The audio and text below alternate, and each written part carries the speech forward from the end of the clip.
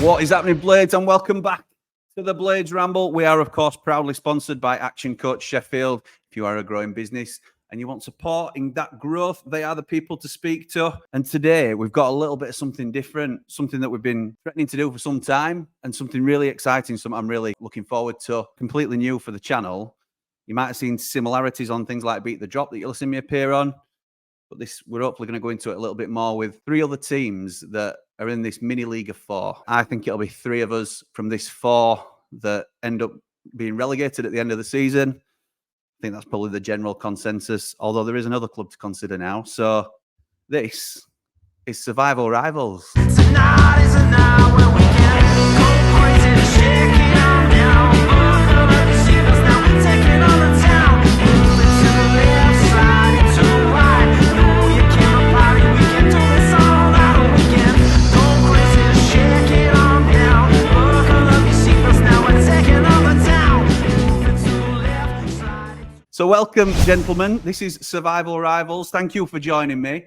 And this, I believe, will be streamed on everybody's different platforms. But just to get us started on what will be probably the first of a few, hopefully, we'll see how it goes down. We don't know how regular it's going to be. I don't think it's probably fit for a weekly or a fortnightly or even a monthly. It might just be an international break thing that we all get together potentially and just see where we all are and how we're feeling about things. And we're going to test the waters today. But Joe from Turfcast, welcome, pal. No, thanks for inviting me on. Looking forward to discussing with other fans who are depressed like I am.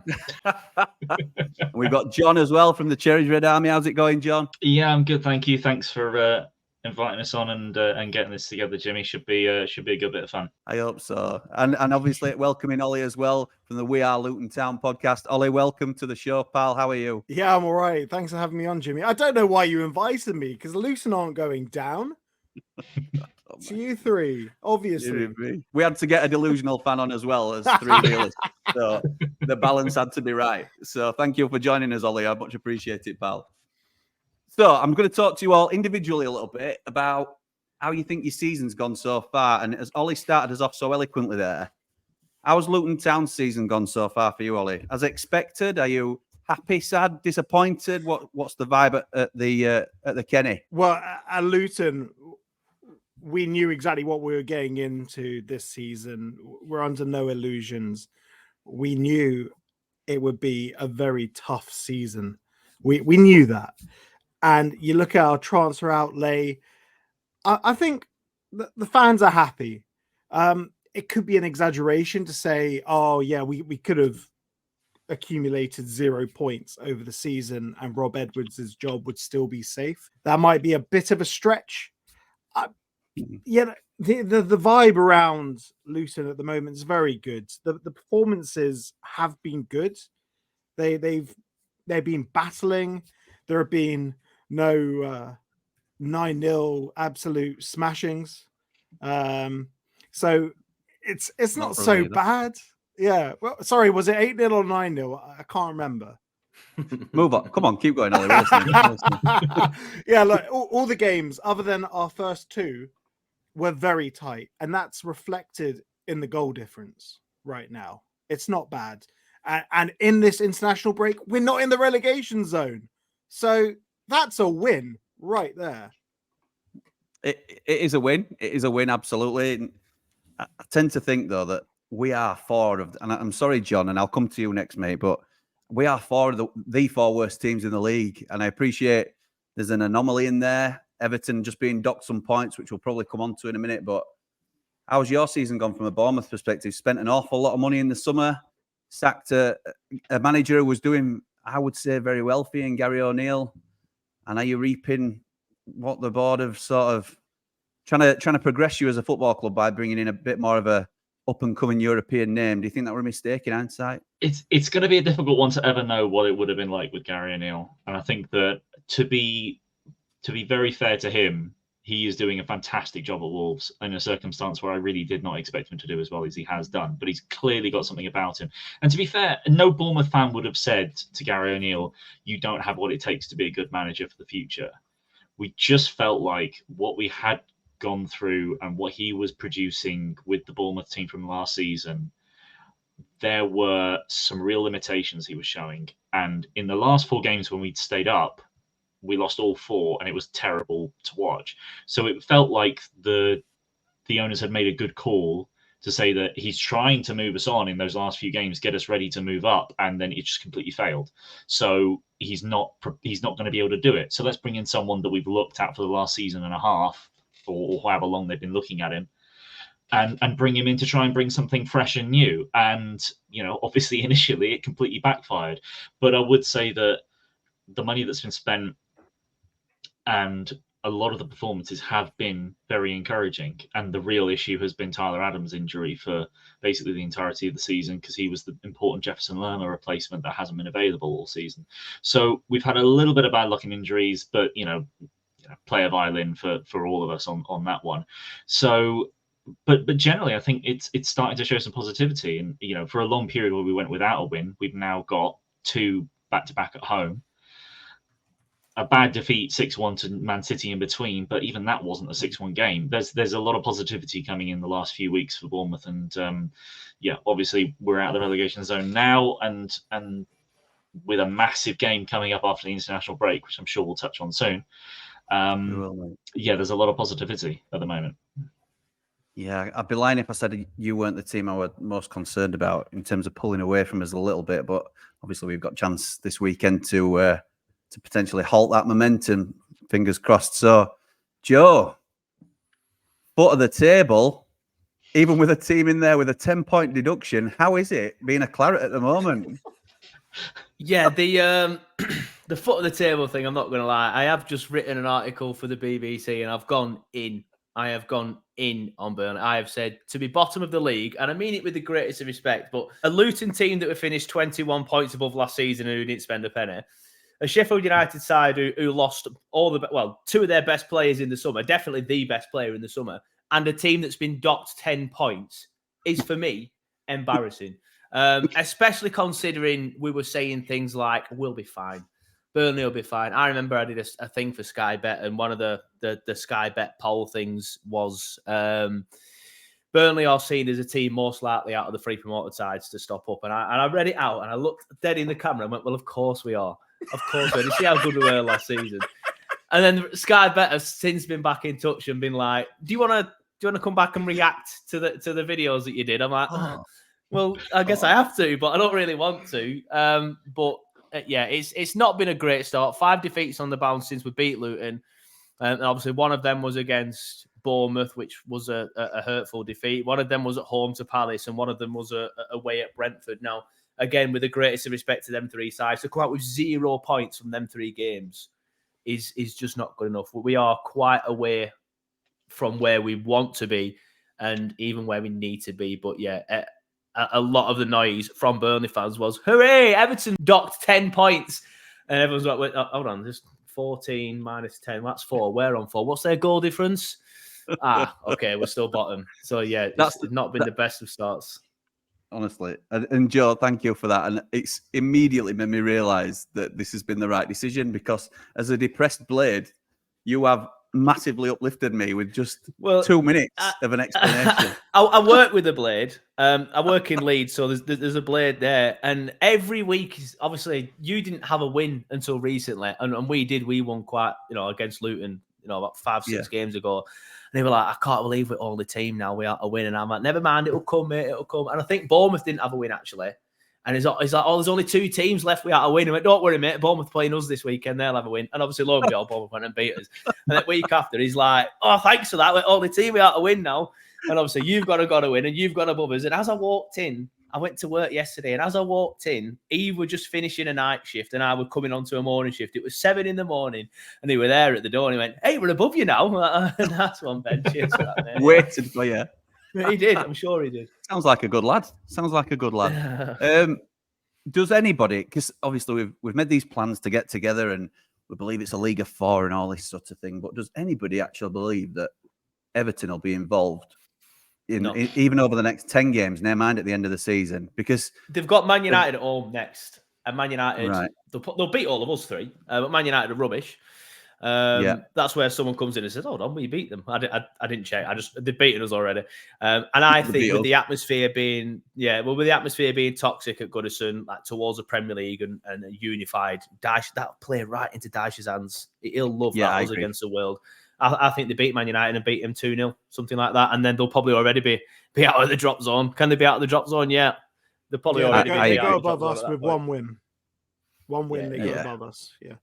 The same, obviously. But we're hoping for 3 points at weekend, so they might not go above us. We'll see. We'll wait and see how that goes. But yeah, I agree. I don't think they're going to be involved in it. The one thing I wanted to touch on is, and John's sort of giving an interesting answer on that, because already I'm going to touch on the managers, because I know at Sheffield United there's been back and forth. There's been a split basically, and I've been in one camp and other people are in another camp that I think we should have made a change. I think we've had an upturn since, and I'm happy to sort of ride a bit of momentum really and give him benefit of the doubt. But John, when you were saying that, I was surprised to hear that the majority of fans were behind O'Neill going and bringing in what was seen to be a more up-and-coming manager. I know that there's been talk about his job being under threat, but do you think now, similar to us in a way, I suppose, now there's been a bit of an upturn recently, are people now giving it benefit of the doubt, or are you still maybe a change might not be the worst thing in the world for Bournemouth? No, I think there was definitely a small portion of fans that weren't happy with the way things were under Iraola up until maybe 3 weeks ago, let's say. Certainly the Burnley win massively changed, I would say, a lot of opinions. But for the most part, I think there was from the outside looking in, it obviously is like Bournemouth haven't got a win in 9 or whatever it was. Some bad defeats in there.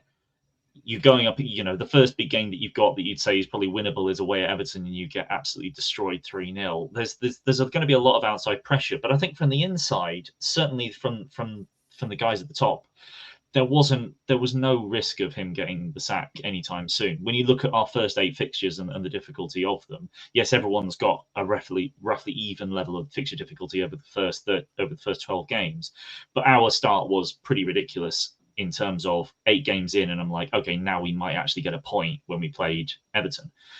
Yeah. And when you as an owner decide that you're going to take stability and you're going to throw it out the window and you're going to bring in this new guy and completely decide that this negative stuff that we've been playing for the last 4 managers, no, that's got to change, and we're going to be more progressive, we're going to press up the pitch. And if you bring in that man and it doesn't, and you throw it out the window within 2 months, what does that say about your ownership? What does that say about your strategy? So I don't think there was really any worry at all internally about Iraola getting the sack. From the outside, things have now massively improved in the general feeling of the club, I'd say, a fan base in the last 3 weeks because of the 2 home wins. And we're hitting a period where there are a few more quote unquote winnable games. So yeah, there's a wave building at the moment. But we'll, the next game, as I've already mentioned, is a massive one against Sheffield United. Yeah, I'm not sure about winnable games, but I get what you're going. Quote unquote winnable. Ollie, I'll come to you next, mate. Even though I think it's probably a smoother transition to Joe, but I think you're in a similar camp as us, really, in terms of with the summer that you had and the resources that you did or didn't have, essentially. I assume that Rob Edwards is one of the most safe jobs in the league, to be honest. Any Luton fans at all not happy with what he's doing? Or is he just being given the benefit of the doubt that he got us there unexpectedly? He should be able to see through the season and then potentially go again, even if you do go down. Is that the general feeling? Because a lot of people feel like that about Heckingbottom, to be honest. Yeah, well, his job is pretty secure. I'd say where the Blades and Luton differ is the reason for our lack of resources. If I remember correctly, last season when we were playing Sheffield United and there was that big snow, you guys couldn't even afford to put on your undersoil heating, if memory serves, and you couldn't use data analytics because financially, I think if Sheffield United hadn't gone up, they were essentially screwed. Yeah, they were done. I was going to use a different word, but Yeah. Thank you for that. family podcast. Absolutely right. He knew what he was coming into. Like, considering he'd come from, you know, that lot down the road, he knew he was coming here where we operate on a strict salary cap, where essentially getting promoted was winning the lottery for us. It immediately allowed us to take 50% of the money for going up, ring fence it, use that for the new stadium, because we already had some funds ready for that. So that the stadium's going to be built with zero debt. That's absolutely wonderful. And look, Rob Edwards knew that was the case, but he's still been given a very generous budget. From 1992, we've only spent £32 million, and 22 million of that is this summer. And keep in mind, from the money that was, you know, given to us for getting promoted, 13 of that went on building that whole new stand. You know, tearing down the executive boxes, build new stands. So, you know, he knows what he was getting in for. The board back him absolutely. They don't care if we go back down, because with our signings, we sign players who, you know, can go again in the championship. Obviously, some players won't be coming back down if we do get relegated. You know, the Ross Barkleys, who I must say, best signing out of all our teams. Ross Barkley is without a doubt the best signing that has been made. It's a coup. It was, and came out of nowhere. Absolutely nowhere. The club did so well to keep that quiet. That they made special circumstances for his medical. Essentially, they didn't even want to move him from where they do the medicals to the grounds for the second part of the medical. They did everything in-house because they wanted to keep it absolutely quiet, so no one even had a chance of having a sniff at him. Sensational stuff. Look, the club have done everything that they can in their limited budget. They're never going to put a gun to their head financially. I'm very happy with Rob. The board are very happy with Rob.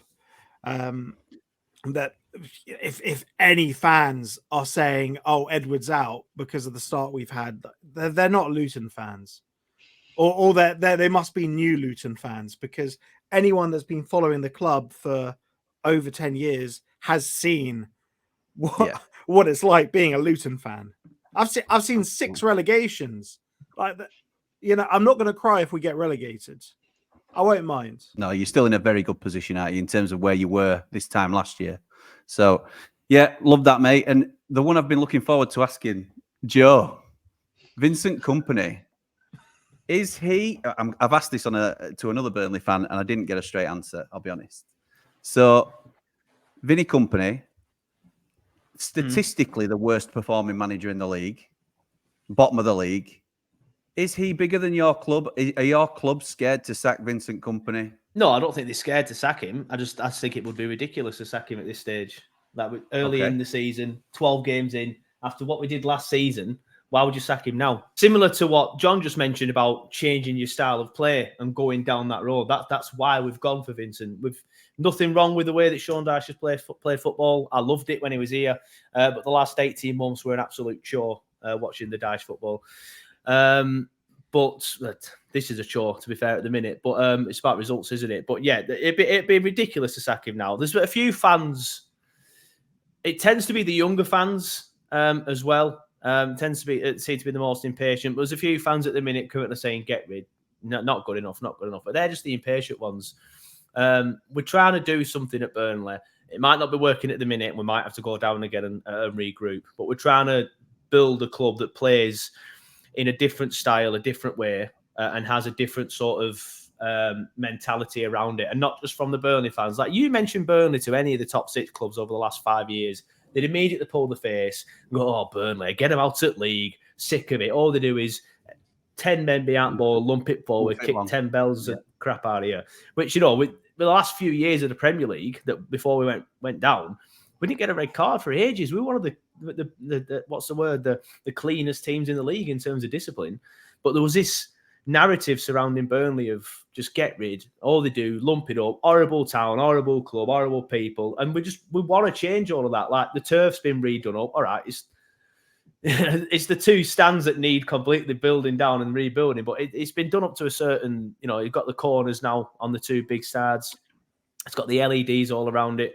I'm trying to do something different, and company's part of that. So yeah, any shouts to sack him at this stage of the season after 12 games, after what we did last season, is stupid. I would rather go down with him and come back, and we did that under Daesh, and I'd rather do it again under VK. I think that's a sensible way to look at it, because from the outside looking in, and that's all it is. I don't pay too much close attention to yourselves, other than obviously we want you to get beat like you want us to get beat every week, because we're in this survival fight together. But from the outside looking in, it looks as if he's slightly tactically, not naive is a bit harsh, but have you got the players to be playing out from the back against these world-class players? And is it a little bit naive in that respect, that, look, this is the way we want to play, we're going to play it whether we're good enough or not?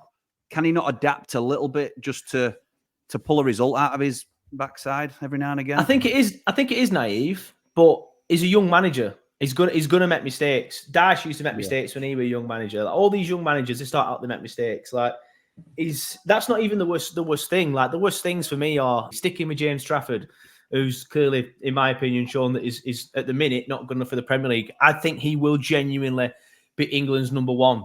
He's going to have to improve a lot, but he's already in the England setup as the England under-21 number one. And I think he will be, if he can start improving, be England's number one. But right now, he isn't good enough for the Prem. That's a mistake that Vinny's making. At the start of the season, we have a perfectly good left-back in Charlie Taylor. He refused to play Charlie Taylor at left-back because last season we had Ian Martson, who's a completely different type of left-back. We should have signed him. That's a different debate. And then what he kept trying to do, he kept putting centre-backs at left-back because he wanted them to play in a similar way to Martson did, like getting forward, coming inside and that sort of thing. And Charlie Taylor's not really that type of defender.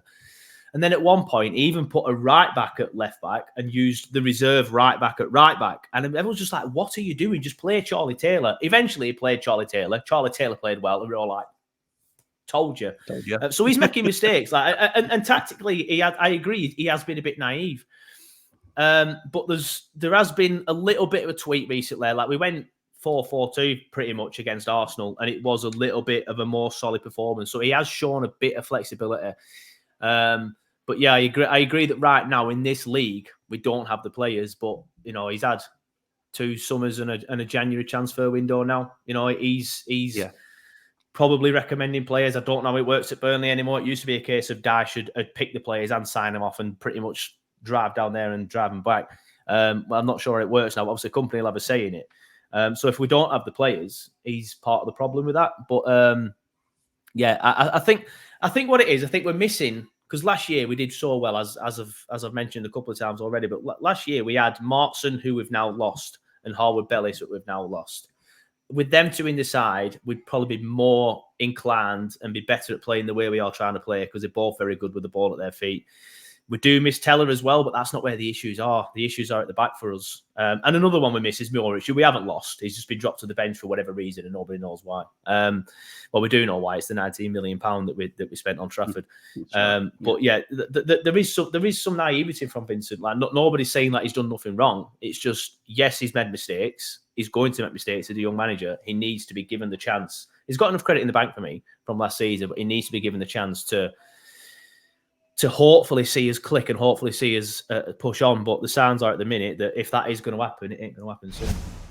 So next question is one of the simplest questions I can ask a fan. But I think because of the situation we're all in, it's good to hear from those closest around us as to what their opinion on it is. So I'm going to ask you each who you think your strongest player is and who you think your weak link is, because obviously we'll all be looking out for these weak links going forward, and we'll be looking to press on those.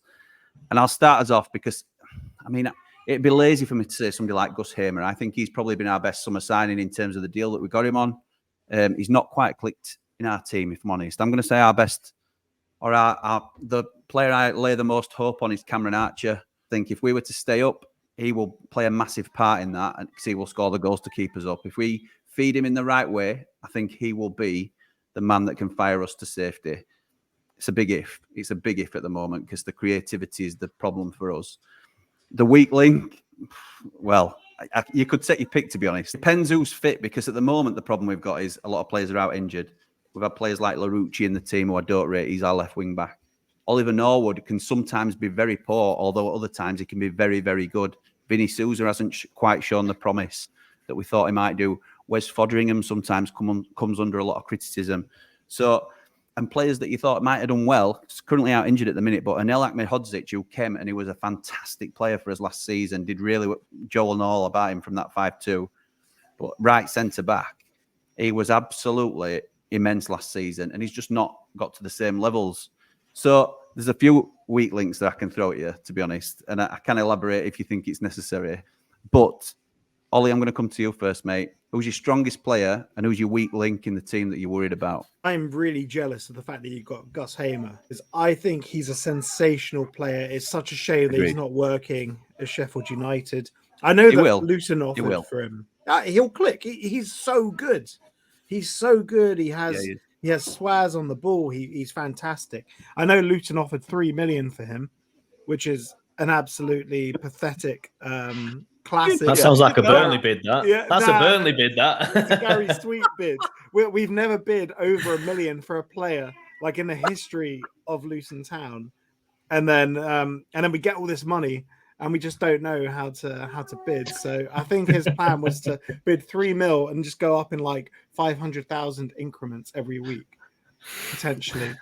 But it was obvious that Hamer was going for like close to 20 mil. Obviously, strongest link, I'd say it's in the midfield area. I would say Ross Barkley, because he gives that extra dimension to how we play. Because I'm guessing you've all watched Luton Town play.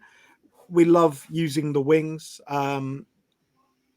We play 3 at the back, so we have wing backs that are very vital for how we play. We've tweaked it a little bit this season with playing a 3-4-3, so we can sort of shoehorn Ogbene in as a winger instead of a wing back. But Barkley is our strongest link in the sense, and our most vital player in the sense that he'll allow us to play through the thirds, as opposed to just spamming crosses and then hoping Carlton Morris gets on the end of them. In terms of a weak link, I was going to say probably our defense, mainly because of the injuries that we've had. But you look at our goal difference and how many goals we conceded since the opening 2 games. We're actually doing quite well at the back. Other than that Burnley goal, like Lyle Foster's goal against us was piss poor. Just one ball straight far through. Too high up. Yeah. Yeah, but look, that happens. I'd say our weak link is up front, because with our new formation, we can only play 1 up top as opposed to last season where we played 2. And as you saw at Bramall Lane last season, Elijah Adebayo and Carlton Morris, they work so well together, but we've had to accommodate. So I'd say our weak link is up front. If I had to actually pin it on a player, I don't like pinning it on players, but I'd say the weak link is the fact that we can't play Elijah Adebayo with Morris. The problem is the depth we have up top. The options, if Morris were to get injured, we would be screwed. Absolutely screwed. I don't know where the goals would come from. Maybe Elijah Adebayo would be able to offer that, but he gets sucked in and works in the build-up too much. And then we have Jacob Brown and Corley Woodrow. Oh my God. Like we're screwed. If Carlton Morris gets injured, we're done. We're absolutely done. So yeah, that's the weak link. So I'm interested in that, but I mean, I thought Tom Lockie might be in with a shout, because I think he's a good player. I didn't know whether the step up would be too much for him, because I think he's quite slow. But other than that, I think he's a very good player, well organised, hard nut, and sticks his foot in. So how is he adapted to Premier League life? He's an absolute warrior, but you've also hit the nail on the head there. He's slow. Look at the Lyle Foster goal. He got muscled off the ball too easily by Lyle Foster. He has a tendency, because he plays in the middle of the 3, he gets sucked in and then he can't get back. He's not your classic +6 foot centre back. Yeah. He'll still give it a go. He'll chase anything down. Like the goal against Everton was sublime, because he saw Ashley Young dilly-dallying on the line. He chased him down, charged the ball into the net. He's an absolute warrior. But, it's a step up. Like, our defense has been doing well as a whole. and Lockyer has been the only one that hasn't been injured, which is vital considering he is the club captain. Yeah. There's still time for it to all go Pete Tong, though. Like, he's the only defender that hasn't been injured. I'm Hopefully still not surprised soon. Ryan Giles hasn't been getting in regular. To be fair, £5 million, I think it's a safety bet for you, isn't it? If you do go down, then he's a great championship player. He's proven at championship level as a wing back, so I think he's a safe bet, to be honest. So, John, strongest player, weakest link for Bournemouth. Well, considering the amount of money that we've spent, you would hope that it'd be one of those players that we brought in, but I don't think it's really going to surprise any of you that I say our strongest player at the moment and probably most vital by a mile is Dominic Solanke. 6 goals, 1 assist, scored more than half our goals, is absolutely vital in starting the press, in linking up play. He's got even better at dealing with aggressive centre-backs, which always used to be a weakness. He got muscled off the ball far too easily against a lot of the best centre-backs in the division. But even against Man City, we lost 6-1, but that was his best game I think I've seen him play for us, because he had the better of Manuel Akanji, who's one of the best centre backs in the league. Solanke has been rumoured that West Ham are going to come back from him again. I'm going to say, will it be a shame to see him go to West Ham? They bid 40 million for him and we turned it down. They'd have to bid 80 plus for us to even consider it, I reckon, because if we lost him, our chances of going down just skyrocket, because it's not key. The answer is not Kiefer Moore to the question, what do you do without Dominic Solanke? So yeah, although I do want to put in a shout as well for a player that won't be with us for very much longer, which is Lloyd Kelly, who has had a really tough go of things at Bournemouth and has had periods where he has been very harshly treated by the fan base for many reasons outside of his own instructions. But he has been he's been so good for us this season, so important. For when he plays, our defense looks 5 times better. He's been playing at left back a little bit just recently, but whether it's centre back or left back, he's been absolutely immense for us this season, and is vital in terms of weak links. I mean, the massive one, which I've already mentioned, is the fact that we don't have a proper DM. Tyler Adams has been injured; he'll be out for another 3 months after getting surgery again on a hamstring injury that he'd previously had surgery on. At least I think that's the case. But regardless, he's been out for a long time and will continue to be out for a while. But having said that, Lewis Cook has excelled more recently in that DM role when he doesn't get himself sent off stupidly for headbutting another player. So I do think Lewis Cook has actually filled in brilliantly in that role for the time being. So that one has been a bit of a concern. I think at centre back, we've got a lot of youngsters there that are concerning at times. Zabani is great one-on-one in the air when it's an open play or from goal kicks, but at set pieces he is wildly just out of sorts at actually keeping in touch with his men. But he's only 21, so he's still got a lot to learn. In fact, he might be 20 still. He's very young regardless. Senesi loves to run out of position. Kirkes loves to run out of position, which is why Kelly's been playing there. We've got a lot of youngsters at the back, and it's a little bit concerning, and it doesn't help. The goalkeeper has a tendency to punch very badly, and that's been something that's been on the minds of a lot of Bournemouth fans, that they are very frustrated that every goalkeeper that we've used so far this season just cannot seem to back up his defense well enough and just pick the ball out of the air and just allow the team to breathe. Far too many goals this season have come from goalkeepers punching crosses not far enough, and then the balls come back in and they've scored. The fact that it's happened 2 or 3 times is 2 or 3 times too many. So this defense is definitely the more concerning area for Bournemouth, without a doubt. Not that we've scored a bunch, but we look okay going forward. We look very shaky at the back at times. There's a lot of experience that still needs to be built into that side. Thank you, mate. Just on a personal note as well, how is David Brooks doing in his recovery? I appreciate he's technically fully recovered, but obviously in terms of getting his form back and getting back to those levels where he looked like he was going to be he was taking the Premier League by storm for a 6-month period. So how is he doing in terms of his recovery? Yeah, I would say that he's now fully fit.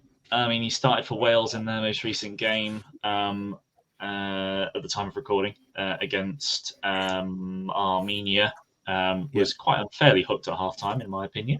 But yeah, he's been a little bit unfortunate because at the start of the season, in pre-season, I thought he was going to be my he was my surprise package for the team. I really thought he scored quite a few goals in pre-season, looked really exciting, and then he's just not really got the game time. And I think part of the reason for that is that Antonio Iraola very clearly wants a very physical presence on the wings, on both wings, as much as possible. That's not always 100% the case, but he doesn't look like he quite fits in what Iraola wants from right mid. I really hope he does, because I think he can really impact the team. But at the moment, there's just so much competition. He's just not getting the game time. But fingers crossed it happens soon. Joe, strongest player and Sander Berger. You say that. I've been very impressed with Sander in his last few matches. He started off quite poor and got a lot of criticism. But in the last 3-4 matches, he's probably been one of our better players. But for some reason, we're still playing him out of position. But he's got better whilst being played out of position, which is another one of my gripes with Company. I'm like you. Take your pick for the weakest. If I had to choose a weakest, I'd probably go Dakhil. And I feel harsh saying it because he's a young lad, but he's been getting exposed in the Prem. He's just at the minute not good enough for this level. I think it's a confidence thing. I think he's come up and, we played City and teams like that straight away. And I think he's just been like, wow, this league.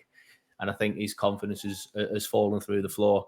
As I said off camera at the start, I'd give him a run out of the team. Let him get some confidence back, have some time to himself. Keep learning the game, keep improving. Because again, he's going to be a good international. He's already in the Belgium setup, and I think he's going to be knocking on the door of starting for Belgium. Well, he started for Belgium in their most recent game at the time of recording. So I think he will eventually, as he gets older, be one of Belgium's main, if not main, centre back. Strongest. I mean, for weakest, there's a few shouts. I could have said Trafford as well. Cullen, as good as he was last season, I think he was the Championship Player of the Year. He's been quite poor. He's been getting overrun in midfield, which is a worry. Strongest, I know he's not playing at the minute due to his mental health issues, but I'd go with Lyle Foster. He played very well before this, and it's a massive blow for us. Obviously, the most important thing is that Lyle gets better, but it's a massive blow for us. He was the one that was kind of like half dragging us up. Like we wouldn't have won the game against Luton, for example, without, first of all, his goal, and it's just his presence up front, because that's what he can do. He can do that very well. And now we've got, I love Jay Rodriguez. He's from Burnley. He's a Burnley fan. He's been at us across 2 spells for quite a while, but he's just playing Jay Rodriguez up front in the Premier League in 2023. It shows why we are where we are. And there's been shouts to bring Jack Cork in as well, which I don't have an issue with.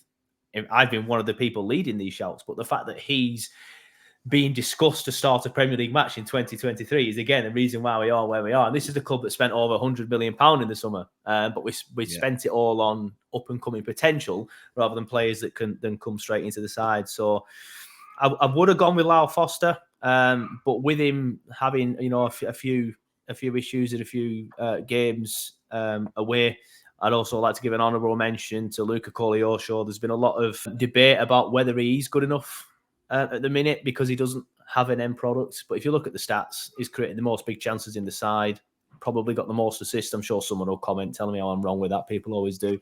But, it's his shooting that gives it the impression of he doesn't have any end product. He does need to work on his shooting. But even against Arsenal, we scored the goal because of his work. He had Diego Dalot on toast against Man United.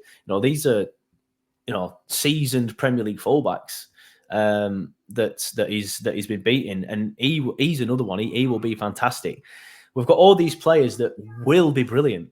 They're going to be brilliant, but right now there's just something missing within our side, and that's experience. But probably go Lyle Foster with an honourable mention for Luca Koleosho. But for the worst, I'd probably have to go Al Dakhil, and I do feel bad saying it because I said he's young, but he has been exposed this season so far. It seems like a similar strategy to what Southampton adopted last year, where they just spent so much money on potential, and you can see a lot of great things in the young players that they bought, but they just weren't ready for the level.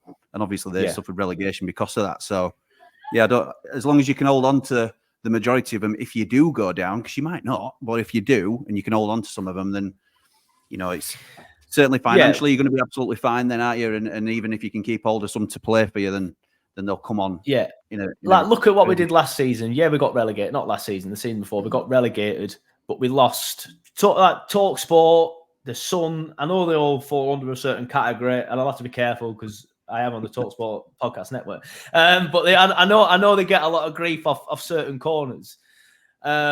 But TalkSport, The Sun, The Mirror, The Mail, all of them were saying when Burnley got relegated, they could do a Leeds, they could go straight through.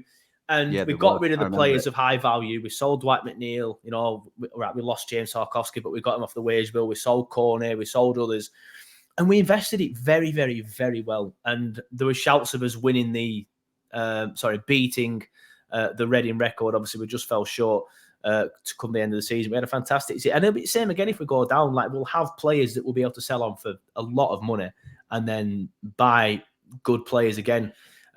Or if for example could you imagine Luca Koleosho in the Championship? It'd literally tear it apart. Like, there would be more shouts of breaking what will probably be Leicester's record by the time if we go down. So yeah, I think even if we go down next season, we'll probably win the Championship for the third time in a row that we've been in it, but we'll see. Hopefully it doesn't come to that. Do you know what I think as to hopefully give us all a little bit of comfort, because whichever 3 of the 4 of us ends up in that spot, because I think it will be 3 of the 4 of us, and I think we'll all have our own opinions on where that lands. It's so evident that the gap between the Premier League and the Championship is so huge at the moment, and the 3 that go down will be so much stronger than the majority of the league, particularly if like Leicester and Leeds come up. I can see it being another one where at least one of us will be a Leicester, a second one of us will more than likely be a Leeds, and obviously Southampton have got some momentum now as well. So I think we will all be, whichever 3 it is, we'll all be fancied next year to bounce straight back again, because that gap's just getting wider. So in that regard, Joe, in terms of the gap that we're currently facing, how are you feeling going into West Ham at home at the weekend? What I will say is I've been enjoying the international break, and I've not watched any international football. Last season I hated international breaks. This season I'm like, thank God. Yeah. But you know what it's like as a football fan. Like, I left that Palace match absolutely despondent. Like how we can't even beat Palace at home, who did nothing. They just sat back and sought to pressure up. 2 defensive mistakes at the back, concede 2 goals. I left that like thinking, yeah, we're not getting out of this. We are not getting out of this. But it's a better performance against Arsenal, where you expected to lose, and then 2 weeks break, and suddenly you're like, hold on a second, if this happened and that happened, and you start thinking to yourself, maybe, just maybe. They have some injuries as well, so who knows? My worry is James Ward-Prowse. I don't know how many of you saw the goals against Arsenal, but they were literally all crosses onto a head. James Trafford stuck on his line, not coming out to collect it, and it's just he will do some terrible things to us with them corners and them free kicks that the defense will be all at sea, and I do worry a lot. But it's not even just that. Obviously, we've got our next 2 games. We have to minimum get 3 points. Minimum. West Ham at home and some I can't remember who it is. Some terrible team after that. It's Sheffield United, for those that don't know. So it's West Ham and then Sheffield United. Then even after that, like I can't remember off the top of my head, but even after that, I've got them up here actually. Even after that, so you've got to win minimum 1 game out of them for me to then get some momentum. Then you've got Wolves away, who most people would look at that and say Wolves win, but still it's a team outside the traditional Big 6 who have been beaten this season. Then Brighton away, who they might be a very good side, but they're struggling with Thursday weekend. They've lost some games. Then it's Fulham. Then it's Everton at home, and then it's Fulham away. So there's the next 6 games. Minimum, we need 9 points. If on the 23rd of December we've lost our 6th game in a row, which would at that point be the 9th game in a row, I'm not going to have a Merry Christmas, lads. I'll be honest with you. Starting off West Ham, I do think we'll struggle with Ward-Prowse corners, but they have some injuries, so we'll see. Then we're going to need to start getting some momentum. So I'm not hopeful for the West Ham game, but that little niggle in the back of your head of, they've got injuries, maybe Ward-Prowse might pick up a niggle as well, something like that. But I'm not expecting much, but that's worrying that I'm saying that going into a game against a side that, they're okay, they're a decent side, but I'd always fancy us against anyone outside the top 6 at home, whereas now I just don't. Yeah, it's the hope that kills you, pal. That's the old saying, isn't it? So yeah, true. So having said that, if we do lose all next 6 matches, which would then obviously be on the back of the current 5 in a row that we've lost, at least by Christmas, I'll know that we've done. So there won't be any hope after that. That's true. That's true. Ollie, entertaining Palace at home. What's your thoughts? Can you do it? So Can you get 3 points at the Kenny? Yeah, so our performances at the Kenny have been very, very good. So with the Liverpool game, it was only Diaz scoring in the 95th minute that stopped us from grabbing all 3 points, really. Yeah. I'm looking at Palace's form. Like they've got 4 points from their last 5 games. I just hope that they come to the Kenny and try and attack us. If they come and attack us, that means we can counter. And there's a chance. There is a chance because they're not ultimately in great form. We got a lot of injuries though. Like Chio Ogbene, he didn't play for Ireland because he's apparently got a knee and an ankle issue. So every Luton, I see your eyes just lighting up there. Yeah. Such a shame. So we're bricking it. We're bricking it because Chio Ogbene, the fastest player in the Premier League this season, he's so vital for us. It might mean Ryan Giles gets a run out, to be honest. If Ogbene's not ready, that means that our left side will be quite great, but defensively very lacking. I'm just having flashbacks to like Eze tearing us apart for QPR 3 seasons ago. It was pretty bad. He's a huge difference maker, Eze. And he's ripped back us apart previously as well. So yeah, he's he's back. so Elise good. is back. I do fancy you. If you're gonna, we saw this as a must win, and Palace beat us. But if you're going to get 3 points at home, Palace are the sort of team. I know what Joe's saying about West Ham, but you probably don't expect to beat West Ham. You might have done earlier in the season, but when Palace come to town, it's a team that if you catch them on an average day, you could beat them. So, yeah, I hope I'm wrong, but I fancy you.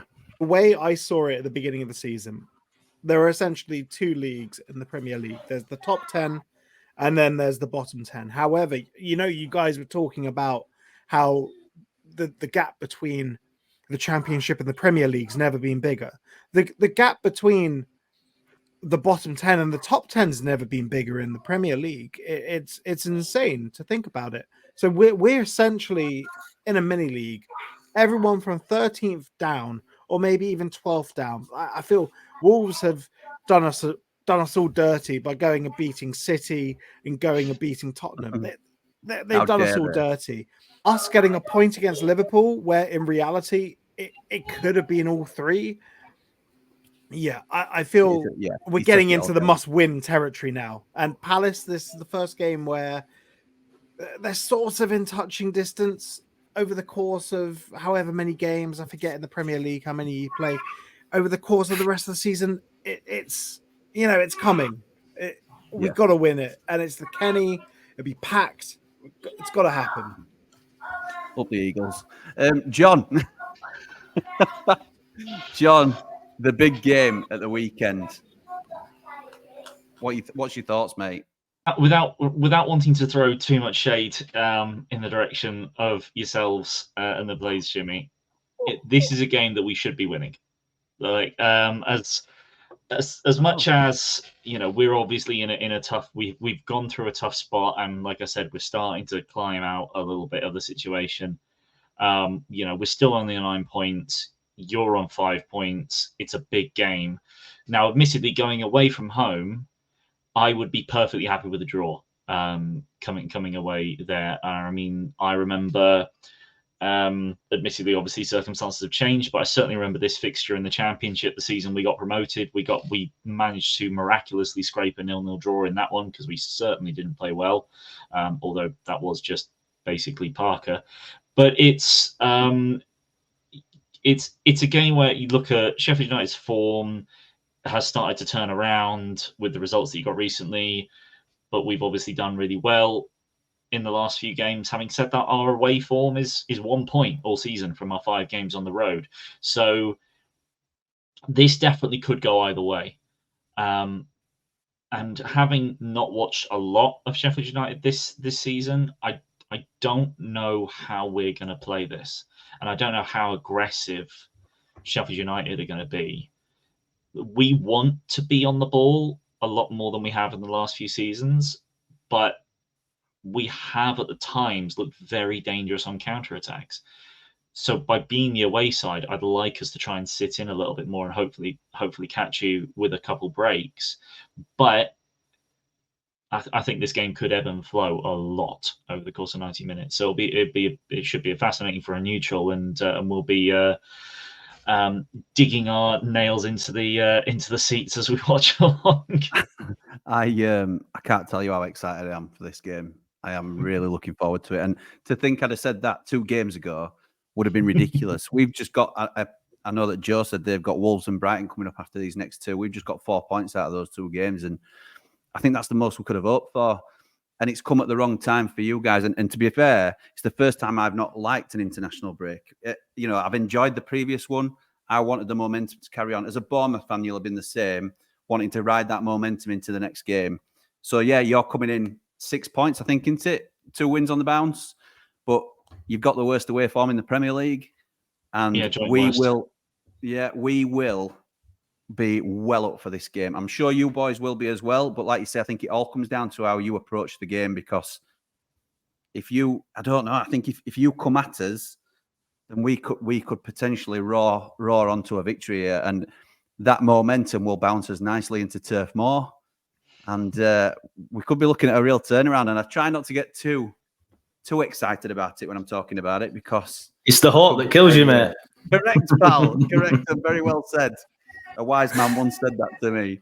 But so I'm ridiculously excited, mate. I cannot tell you. So the more I think about it, the more excited I get. So I'm going to ask you what you think your team's chances at this very early stage are of survival. And of the 4 teams represented here, who is a definite for relegation? Joe, I'll go you first, mate. I think survival for us is probably 50-50 at the minute, and that's being ambitious. Like I said, I left the Palace match thinking I can't see us getting out of this. And if you'd have asked me then after that, I'd have said we were probably the most definite. But for us, I think it's 50-50. I think out of the promoted sides, we probably have the highest ceiling if we fulfill our potential. But whether that comes or not is a different debate. So definite, I don't want to sound harsh on anybody, but I've been forced into this question. I'd say the only definite at the minute is well, nobody really. But if I had to choose somebody, I'd probably just go Luton. And I don't know why. It's either Luton or Sheffield United, because I can't pick myself.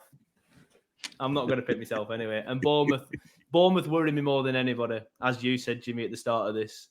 I think if Bournemouth can pull away quite well. But yeah, I'm sure Rolly will be used to that. Ollie, thoughts on that? So where did you say that you can't pick yourself? Because you can pick yourself. I said I can't, and then I said, well, I won't just yet. Okay. The next international break in March, when we've probably already got on our next one here. So Luton's chances of survival, and who is the most likely of the 4 of us to definitely be relegated? Look, our chances of survival are better than Burnley's. I'll just put that out there. Definitely not. I stand by the fact that we have the highest ceiling, but whether it's whether we get to that.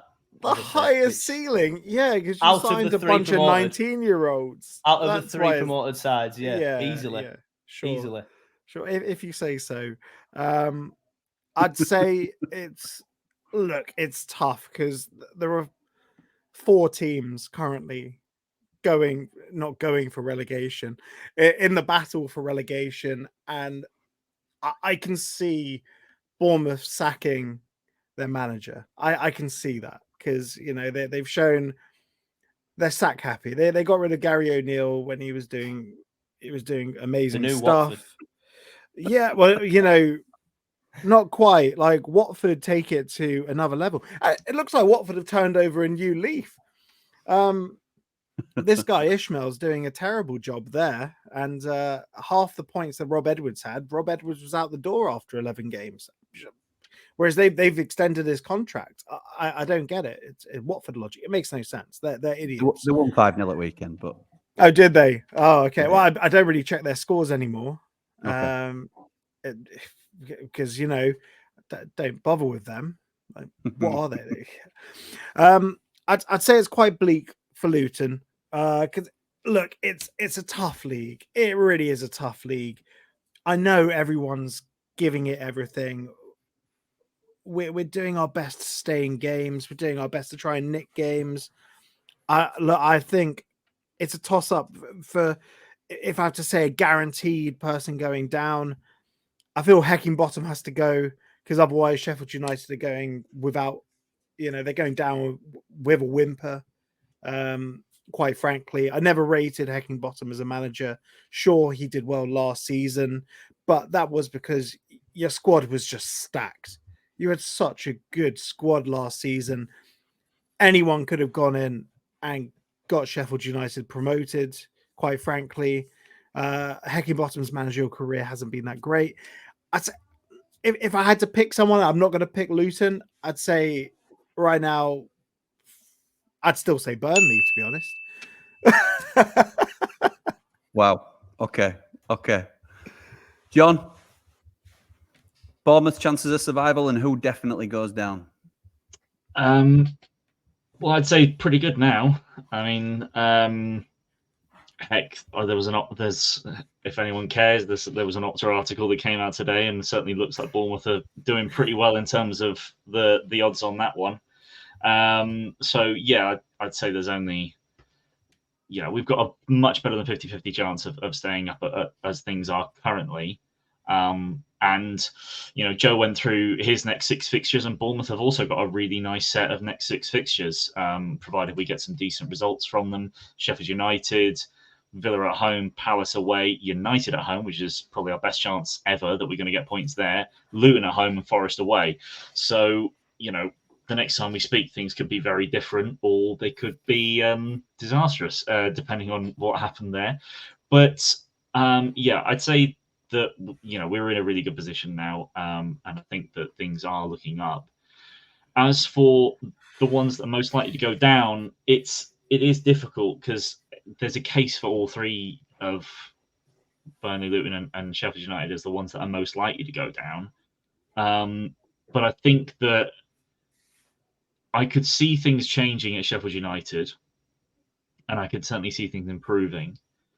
I think Luton reminds me a lot of when Bournemouth first came up. Obviously, the money is a slightly different position, but there was such a wave of euphoria that follows a team when they've been in the position that Luton are in and the Bournemouth were in.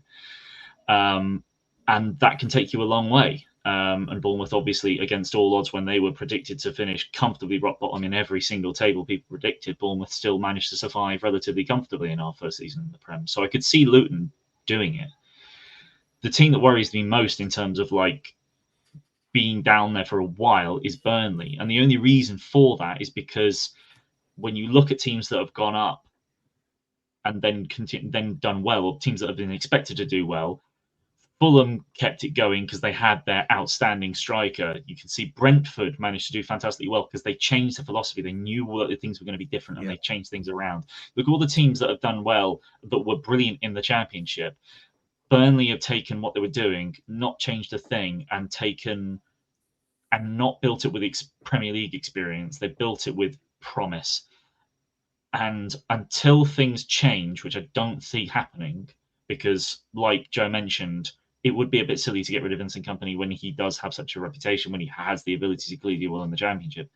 But it's just not working at all in the Prem. It's very kamikaze. And until that changes, I don't see Burnley getting out. So at the moment, they're the ones I feel are most set to go down. I completely agree, to be honest, with the majority of what you've said there. I think we have got, in terms of Sheffield United surviving, we've got a huge challenge on our hands. I'm very optimistic with our recent turn of form. I'm still not 100% convinced by Eke. And that's just my personal opinion. A lot of people would agree with you, Ollie, in terms of that was a great squad that he had there, and we could have really expected to win the division if Burnley hadn't been so outstanding, and that's exactly what they were. But I think Burnley are going to be the absolute team to finish rock bottom. And I'm not saying they'll finish rock bottom, but they are the most likely to be relegated in my eyes at the moment. And like Joe says, I'd swap a lot of their players for ours in certain positions and things of that nature. It's not that they've got a bad squad. It's just I think they're so pig-headed in terms of how they're going about things. I think they will stick with company no matter what, which in the long term, like Joe said and like John's touched on, it's probably a smart move because he will lay the foundations for a different Burnley. But that may have to come with relegation because the players at the moment aren't quite ready for the league, or it certainly appears as though they're not. I still think Luton will go down, but I think you'll go down swinging. I think you're doing a lot of things that Sheffield United want to be about and have been in historically in terms of giving teams really rough, tough games and beat us. We're not as good as you, but you're going to have to come and play well to beat us. We're not going to lie down for anybody. And I think Bournemouth might just pull away, which will be our toughest challenge. We'll be keeping in touch with Bournemouth, which is why I think the game at the weekend is absolutely vital for us that we go and get 3 points. And I think the players will see it as the same. We need to pull within a point of Bournemouth. Otherwise, they could seal the ceiling in on the three of us if we're not careful. So, yeah, Everton, I think, will pull away like we touched on. I still think it's a League of Four. But, lads, I just want to thank you for joining us today. I've really enjoyed it. You've lifted my mood, particularly yourself, Joe, in terms of. Yeah, I'm going to say that's probably me that's done that. Yeah. Just wait till that BBC article comes out. I've pretty told you just of it already, but I better get some stick off Burnley fans for it. Mate, you link it to me, and we'll. I'll share and repost. Don't you worry about that. So, yeah, thank you, boys. Just before we go, will you let everybody know where they can find you, Joe? We'll go with you first, pal. Yeah, so just Turfcast Podcast. We're on Facebook, Twitter, YouTube, even TikTok, even Threads. Not that I use them too that much, but you can find us pretty much everywhere. Yeah, just search Turfcast Podcast. Thank you, pal. John? Yeah, we're Cherries Red Army on YouTube and Instagram and Twitter. Those are the places you'll find us. But yeah, very much mostly YouTube where we're active and producing our weekly videos to give you a review of what Bournemouth have been doing over the weekend and previous week. Ollie? Yeah, you can find We Are Loose in Town on Facebook, Twitter, Discord, Reddit, Telegram. And you can find the Walk Podcast on Twitter. Don't really use YouTube too much because no point in growing that. That's the spirit. Yeah. Well, only in the Premier League once, maybe. Thanks for having us on, Jimmy. No worries. Thanks for coming, lads. It's been very enjoyable. Much appreciated. We are, of course, the Blades Ramble. And thank you for joining us today. If you're not already, please do like, comment, share, subscribe, all that good stuff. And to all the lads' channels as well. You might not support the teams, but let's support the channels. We can at least make them smile, can't we? Come on, you red and white wizards. Up the Blades. Ramble on.